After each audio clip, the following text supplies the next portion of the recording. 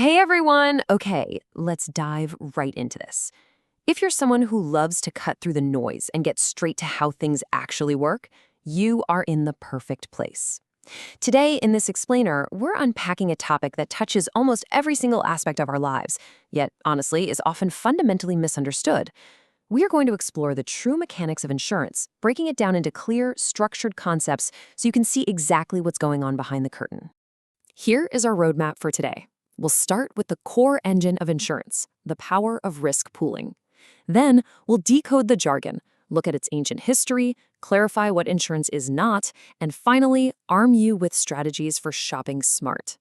All right, Section 1, the power of risk pooling, also known as the $200,000 question. At its core, the math behind insurance is actually really straightforward. To prove it, let's just look at a quick scenario.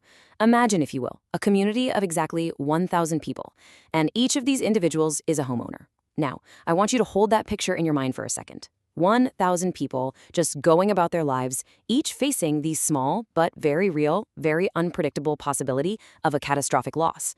So, how do they realistically protect themselves without living in constant fear? To make this tangible, let's look at the stakes here. Let's say every single one of those 1,000 homeowners has a house worth exactly $200,000.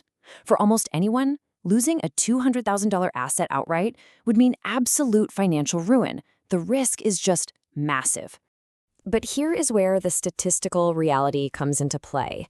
Out of those 1,000 houses, statistics tell us that in any given year, only about 2 of them will actually burn down. Just 2. Meanwhile, the other 998 houses, they'll remain completely safe.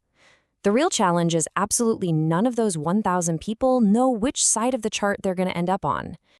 And that brings us to the heroic solution for this terrifying mathematical reality, risk pooling. Instead of each person absorbing that massive $200,000 risk all by themselves, everyone chips in a small, manageable amount to a shared fund. So when disaster inevitably strikes those 2 unlucky homeowners, this shared fund steps right in to pay their losses. Honestly, it creates a really elegant 3-way win. First, for you, you're trading a tiny, predictable cost for massive protection against a huge, unpredictable loss. Second, for the insurer, they benefit by collecting premiums from thousands of customers, knowing statistically that only a tiny fraction will ever file claims in a single year. And third, for society as a whole, the community benefits because fewer people are facing sudden financial catastrophe. Win, win, win. Moving on to Section 2, decoding insurance jargon. Let's break down the big 3. Look, the insurance industry absolutely loves its specific vocabulary, but translating it is super empowering. So let's start with the most common term, the premium. Simply put, this is just the regular payment you make, whether that's monthly, quarterly, or yearly, to keep your coverage active. Think of it as your small, predictable contribution to that shared risk pool we were just talking about. But here is the crucial catch. If you stop paying this premium, your protection immediately lapses. You are officially out of the pool. Next up is the claim. When the unpredictable actually happens, say someone hits your car, you need a way to access that shared fund. A claim is exactly that. It's just your formal request that you submit to the insurance company, asking them to step in and pay for that covered loss. And the third big term is the policy. Now, what's really interesting here is that the policy basically serves as the ultimate rulebook. It is a legally binding contract between you and the insurer. It doesn't just vaguely promise to help you out, it spells out exactly what losses are covered, what is strictly excluded, the maximum amount they'll pay, and crucially, what you have to pay out of your own pocket before your coverage even kicks in. All right, Section 3, a surprisingly ancient history, millennia of risk management. You know, it's so easy to think of insurance as this modern corporate invention, but it's actually an ancient human survival strategy.